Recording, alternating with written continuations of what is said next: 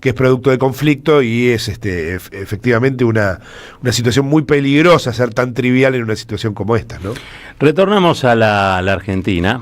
Después vamos a avanzar un poquito más sobre la información, pero ahora retornamos a la Argentina, porque ayer dijimos, se reunió el Consejo Ampliado, ¿no?, del Partido Justicialista. Estuvieron allí muchas figuras y también estuvo Jorge Capitanich, ¿no?, el ex gobernador del Chaco, histórico referente y dirigente del peronismo chaqueño. Está al otro lado de la línea. Coqui, ¿qué tal? Buen día. Roberto Caballero y Marco Cittadini saludan aquí desde la Radio de las Madres. ¿Cómo va eso? ¿Qué tal? ¿Cómo les va? Un gran gusto saludarlo a ambos.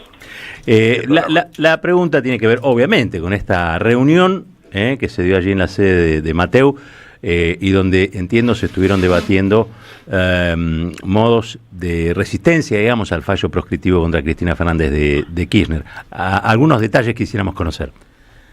Exactamente. Bueno, en general yo puedo sintetizar el diseño de la agenda política basada en primer lugar, una convocatoria muy amplia a la unidad, no solamente a la unidad de los distintos espacios internos del justicialismo, sino también a los partidos que constituyen el Frente y aquellos quienes no coinciden programáticamente con el Frente para la convocatoria en términos de unidad respecto al plan de lucha. Entonces, nos parece muy importante plantear que esa unidad tiene un doble sentido. La unidad para tener una agenda política que tiene que ver con este plan de lucha, vinculado claramente a la solidaridad con Cristina Fernández de Kirchner, en virtud de un fallo absolutamente injusto y parcial. Y en segundo lugar, una estrategia que tenga que ver también en virtud de las elecciones nacionales para el próximo 26 de octubre, en donde se eligen efectivamente senadores y diputados que constituyen una reserva moral y política con el objeto de establecer una estrategia de oposición al gobierno.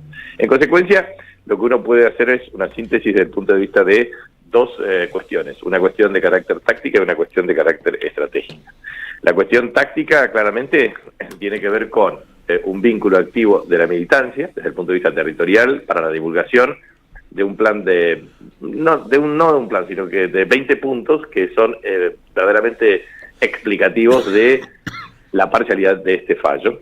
Eso significa una actividad desde el punto de vista de unidades básicas, de espacios, comedores, etcétera, espacios de referencia de carácter social con el objeto de establecer un mecanismo de divulgación a toda la militancia de base territorial, pero también hacer una efectiva militancia de base digital a través del tema de redes, no solamente para divulgar estos 20 puntos que son muy esclarecedores, sino también, obviamente, una convocatoria para la generación de conciencia social y colectiva por parte de la ciudadanía. Y paralelamente, una estrategia que tiene que ver con una agenda de carácter internacional. Ya se ha establecido un punto de contacto con ex cancilleres que formaron parte de nuestro espacio y de nuestro gobierno, y obviamente una convocatoria a 20 países del mundo, pero la idea central es movimientos sociales, trabajadores, partidos políticos a nivel internacional. De manera tal de que la verdadera política es la política internacional, decía Juan Perón, y en ese contexto, en base a conducir no es mandar sino persuadir, y que la organización vence al tiempo y a los números, con estos aspectos básicos se trabaja en una estrategia de táctica, en una estrategia y una táctica. Pero a su vez, también entender que hay un tiempo, que tiene que ver con el próximo miércoles, que es una movilización masiva a Comodoro Pi, vinculado al proceso de notificación de la sentencia judicial por parte de Cristina.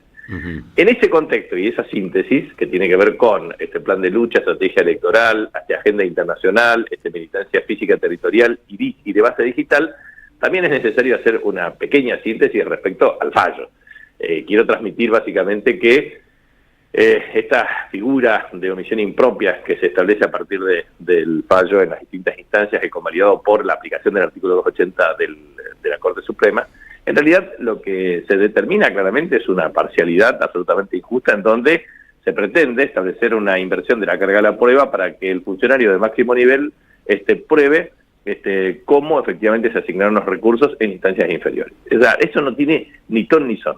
Y esto es un problema serio porque en materia de delito penal, efectivamente, claro, la única cuestión que tiene que ver es que uno tiene que probar el tema de enriquecimiento ilícito. Hay inversión de carga a la prueba. Pero realmente todo esto es traído de los pelos desde la foja 1 hasta la última foja, y a mí me tocó ser efectivamente testigo en virtud de haber sido jefe de gabinete de ministros, artículos 100 y 101 de la Constitución Nacional, de manera que es absolutamente inadmisible, no solamente la participación de las distintas instancias, viste que algunos dicen, sí, pero Acá participaron 17 jueces, etcétera, etcétera, pero la verdad que es un mamarracho jurídico del primero hasta el último renglón. Mucha gente allí de diversas, ¿cómo decirlo?, sectores del PJ que a veces no coinciden en todo, pero que en esto, a partir del fallo proscriptivo contra Cristina, parecen haberse dejado sus diferencias de lado, ¿no? Digo, apareció en el horizonte, un horizonte de unidad para el PJ. Sí, la verdad que estuvo ayer tanto Guillermo Moreno, bueno, como dice siempre, ha sido siempre solidario Juan Grabois, pero él no pertenece efectivamente a la estructura del partido, sino a otro partido, pero en general todos los que efectivamente han constituido frentes, desde Carlos Heller con el Partido Solidario hasta otros partidos, efectivamente han mostrado un nivel de solidaridad para efectivamente establecer una estrategia unificadora desde el punto de vista de esta estrategia de esclarecimiento. Pero es muy importante remarcar esto porque esta es una causa que primero hubo resolución judicial en Santa Cruz, de manera tal de que es inadmisible jurídicamente un sistema de juzgamiento en dos oportunidades. Sí. En segundo lugar, efectivamente, la cuestión de pretender asociar un presupuesto nacional, que a su vez es aprobado por el Congreso, por ambas cámaras, reglamentado por el jefe de gabinete ministro por el inciso 1 del artículo 100 de la Constitución, y a su vez efectivamente tiene después Comisión Revisora Mixta de Cuentas, tiene después efectivamente la Auditoría General de la Nación, que en manos de la oposición de acuerdo a la Constitución de 1994 reformada, y a su vez aprobada en el pleno de ambas cámaras del Congreso de la Nación. Por lo tanto, el presupuesto estuvo aprobado sin objeciones, y en consecuencia no hay direccionamiento de la partida presupuestaria a una obra en particular, sino que es una partida de carácter general con las especificaciones correspondientes cuando se hacen convenios de carácter general y en forma particular. O sea, todo lo que se ha hecho es un andamiaje jurídico de persecución opositora, y eso es lo que ya se hizo con Macri, se hace con Milei, y obviamente tiene una clara referencia, que es eliminar de la competencia política a la principal dirigente opositora. En definitiva, esto que tanto se quejan de Ortega en Nicaragua o de Maduro en Venezuela, en realidad lo que hacen es mecanismos sofisticados a partir del cual, con ataques sistemáticos en redes sociales, con abogados de estudios jurídicos pagos por los grandes grupos económicos y mediáticos concentrados, que a su vez generan la teoría de la carecita inventando causas, reproduciéndola mediáticamente, estableciendo mecanismos de condena anticipada, y a su vez está ratificada por los estamentos judiciales. En definitiva, lo que denota claramente es una estrategia sideral de corrupción y a su vez de ensañamiento opositor. Por lo tanto, hoy de lo que se trata en la Argentina es que la democracia está fuertemente debilitada. La república no existe,